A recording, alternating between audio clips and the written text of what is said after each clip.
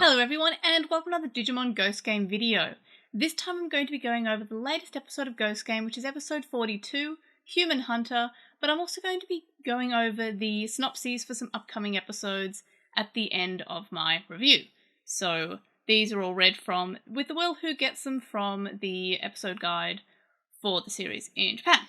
So I'll be reading over those, but it'll be towards the end of the video and I'll let you know so you can know when to turn off if you don't want to hear any possible spoilers.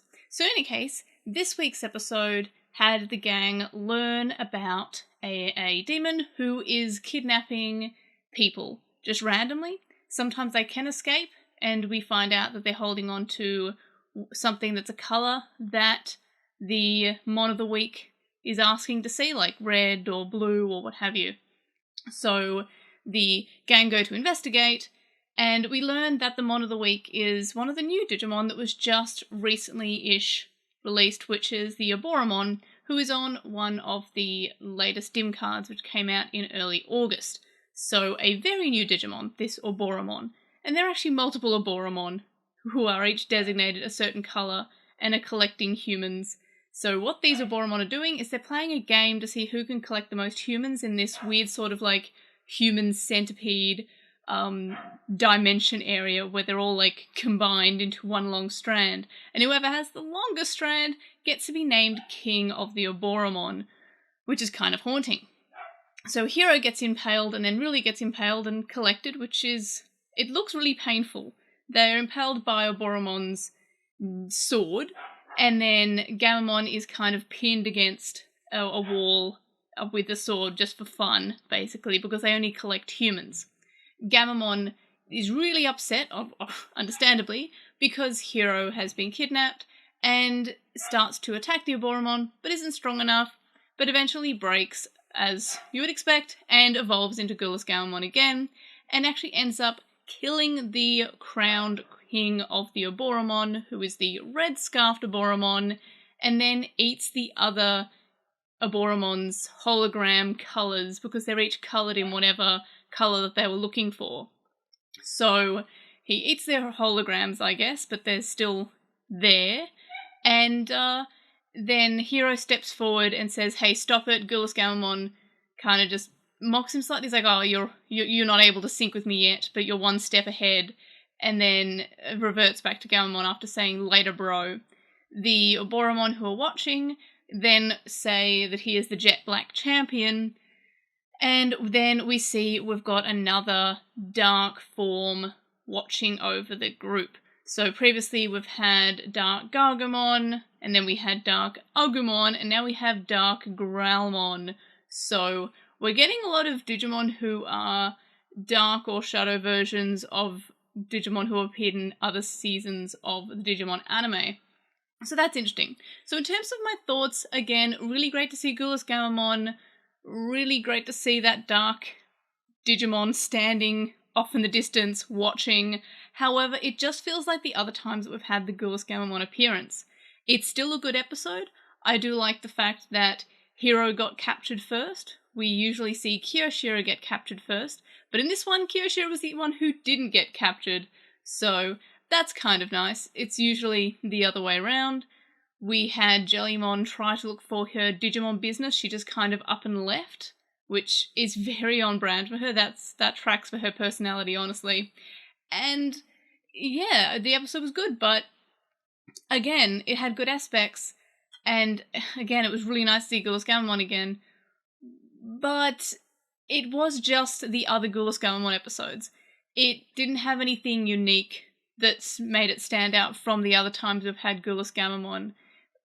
They all follow the same sort of formula.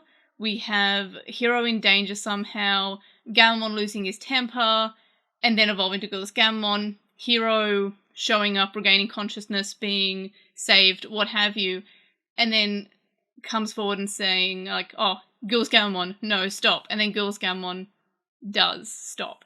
Or lately he has stopped. And then we pan back to see the shadow or dark Digimon in the background. I wanted more than just that. We already saw that when we had Gulas Gamamon the other two times with the Dark Agumon and then the Dark Gargomon. We don't have anything that sets it out. There's not like the Dark Growlmon didn't say, "Oh, Takatomon" or something. We didn't have, and that's just a joke. I don't expect him to actually say, "Oh, Takatomon" or something. I don't know, but I expect him to say something, or at least give us something that is new, something that we didn't get from the other Dark Digimon appearances in the Girls Galmon episode. We don't know anything more. It's just the exact same stage of events than the other episodes, but no more information. And I can have theories about this. I mean, with these Dark Digimon, maybe they're appearing because it's like every time he becomes Gulas Gammon, a Dark Digimon is born. I don't know. The show has not shown us anything other than just like, hey, look, a Dark Digimon on a cliff staring down. We've had this 3 times now. It's still really cool to see. It's nice to see Dark Growlmon. It's nice that we're not limiting ourselves to just Agumon appearing each time. I'd be really mad if it was just Agumon appearing each time, but it's not. But still, there's no context to why they're appearing. They just are after the Gulas Gammon appears, and he just is sassy. Again, I love Gulas Gammon's voice. I feel like the voice is a really good one. It fits Gammon so much. It's really cool, and it really stands out, and each time I'm just like, oh, that's cool. And each time the evolution with the face that Gammon makes is just actually kind of scary. It creeps me out, like, looking at, the more I look at this scary Gammon face, like, it kind of creeps me out, which is great. It's definitely meant to creep me out. It's a good face. They've definitely done a good job animating the Gammon breakdowns. And when the characters got impaled, I actually thought that they could die, which is, I mean, they're not going to, they're the main characters, but that looked painful. Kinda was expecting more death in this episode. All the humans who were combined and, like, stuck together, like Human Centipede-like, but the PG version of Human Centipede, I guess. It looks like it should hurt. There looks like there should be more death and destruction from this episode, going by what happens, but there wasn't. It just sort of like everything's the same at the end of the day, everything reverts back to normal, and it just makes me like, I feel like I just wanted a little extra thing from the Girls Gammon appearance, from the Dark Digimon appearance. It's still very cool, I still really like this episode, but it just meant a lot less because it just was a lot like the other appearances that we've had. Again, the episode was fine, but it just followed the same formula, and I can't give this episode, like, you know, the perfect score of 5 out of 5 when it's just something we've seen before with different Digimon. Super cool to see a Boromon, though. Very nice to see new Digimon, especially with older Digimon like Dark Growlmon. But again, I really wish it gave us just a little bit more information, just a little bit more than what we've already seen, which I guess is a problem with the fact that Ghost Game is episodic, that it can just have episodes that are just the same as other episode, but with a different setting, with a different one of the week. Like last week's episode was more or less the same as the Fellasmon episode.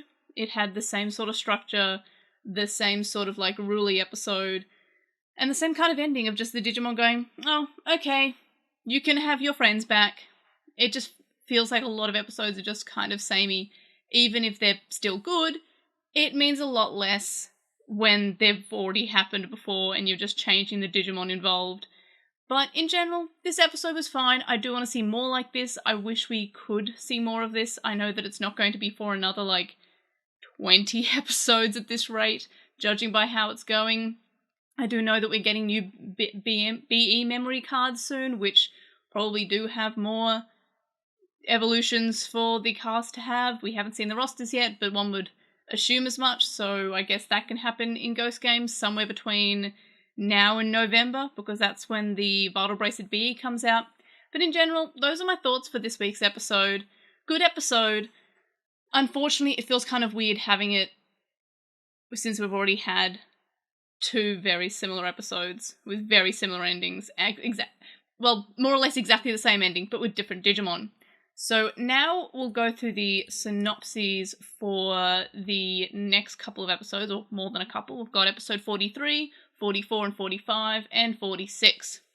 So if you don't want me to read these synopses, tune off now, or just maybe mute the video if you want to continue giving me the full runtime of this video. But anyway, I'll be just reading these out. These aren't full, like, spoilers for what happens in the episode. They're just kind of, like, very short synopses of what happens. So, first up, episode 43, which is next week's episode, Red Eyes. So that's on September 18th. And the description or the synopsis says, Emma Haynes, the world's biggest busybody, that's definitely a title, is an acquaintance of Kiyoshiro, because of course she is. Kiyoshiro has a lot of friends, from his study in his abroad days, and she comes to Japan from the USA. Kiyoshiro is afraid that Emma will find out about Gaomon and the others and make knowledge of the Digimon existence spread throughout the world. As he takes Emma on a tour throughout Tokyo, Emma begins to pry into Kiyoshiro's personal affairs in every way she can. However, something is wrong. Every time Emma pries, she grunts as if in pain. Kiyoshiro and his friends had no way of knowing that with each pry, a strange red eye appears on Emma's body. So that's kind of horrifying. So at the end of episode 42, so this week's episode, we did get a preview of this happening, and it's very gruesome, actually. These eyes are just sort of appearing on her body and just kind of like ripping out. It looks actually horrifying, and I'm very much looking forward to this. Again, and this is kind of like a theme with these upcoming episodes, is that there's the theme of red. So this episode is Red Eyes. Episode 42 had Ouroboros being the red one that was the king. And then, of course, we have in the next week's episode, next week, so the following week, is episode 44, Red Rust. So I'm not sure if it's just a coincidence that we've got red being 3 episodes in a row, but who knows. So that is on September 25th, so the following weekend, and the synopsis reads, the dormitory at the academy where Hiro and his friends attend is buzzing with gossip. If you ask first year Riku what you want, he'll deliver it to you the next morning, no matter how rare that item is. Meanwhile, Hiro hears from Espimon about a rumour of a strange phenomenon. When a person living in a condo hears a strange whispering in the middle of the night, that building shakes. He goes to investigate the site late at night and sees the single condominium building shaking nearby. He even finds strange rust and cracks within the building. This feels like it's just like one of those creepypastas on the internet. I don't know why. Reminds me of the Marble Hornets web series. Anyway, Hiro talks to Ruli about this, and Ruli tells him that there's been a lot of talk on the internet recently about reward elves, dwarves who deliver things that people want. Hiro begins to suspect a connection between the reward elves and his friend. He then comes up upon the suspicious website that Fukatsu said he'd stumble upon. So that's creepy.